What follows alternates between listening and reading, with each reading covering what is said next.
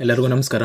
ಕರ್ನಾಟಕ ಪರೀಕ್ಷಾ ಪ್ರಾಧಿಕಾರದ ಅಡಿಯಲ್ಲಿ ಇದೇ ಫೆಬ್ರವರಿ 22ರಂದು ನಡೆದಿರುವಂತಹ HK ವೃಂದದ ವಿವಿಧ ಹುದ್ದೆಗಳ ನೇಮಕಾತಿ ಪರೀಕ್ಷೆಯನ್ನು ಬರೆದಿರುವಂತಹ ಅಭ್ಯರ್ಥಿಗಳಿಗೆ ಸಂಬಂಧಿಸಿದಂತೆ ಇದೀಗ ಕರ್ನಾಟಕ ಪರೀಕ್ಷಾ ಪ್ರಾಧಿಕಾರದ ಕಡೆಯಿಂದ ಫೆಬ್ರವರಿ 22ರಂದು ನಡೆದಿರುವಂತಹ ಸ್ಪರ್ಧಾತ್ಮಕ ಪರೀಕ್ಷೆಯ ಅಧಿಕೃತ ಕೀ ಉತ್ತರಗಳನ್ನು KA ವೆಬ್ಸೈಟ್ ನಲ್ಲಿ ಬಿಡುಗಡೆ ಮಾಡಿದ್ದಾರೆ. ಪರೀಕ್ಷೆ ಬರೆದಿರುವಂತಹ ಎಲ್ಲಾ ಅಭ್ಯರ್ಥಿಗಳು ನೀವು ಈ ಕೀ ಉತ್ತರಗಳನ್ನು KA ಅಧಿಕೃತ ವೆಬ್ಸೈಟ್ ನಿಂದ ಡೌನ್ಲೋಡ್ ಮಾಡಿ ನೋಡ್ಕೊಳ್ಬಹುದು.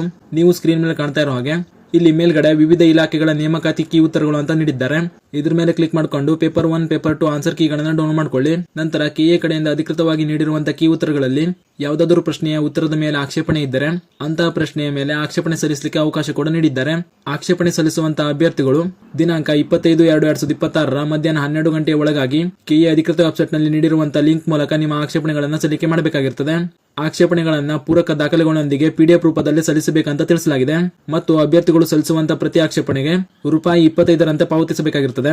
ಆದ್ದರಿಂದ ಆಕ್ಷೇಪಣೆ ಸಲ್ಲಿಸುವಂತಹ ಅಭ್ಯರ್ಥಿಗಳು ನಿಮ್ಮ ಆಕ್ಷೇಪಣೆಗಳನ್ನ ಆದಷ್ಟು ಬೇಗ ಸಲ್ಲಿಕೆ ಮಾಡಿಕೊಳ್ಳಿ ಮತ್ತು ಪರೀಕ್ಷೆ ಬರೆದಿರುವಂತಹ ನಿಮ್ಮ ಸ್ನೇಹಿತರು ಕೂಡ ಕೀ ಉತ್ತರಗಳನ್ನ ಬಿಟ್ಟಿರುವಂತಹ ಮಾಹಿತಿಯನ್ನು ಶೇರ್ ಮಾಡಿ.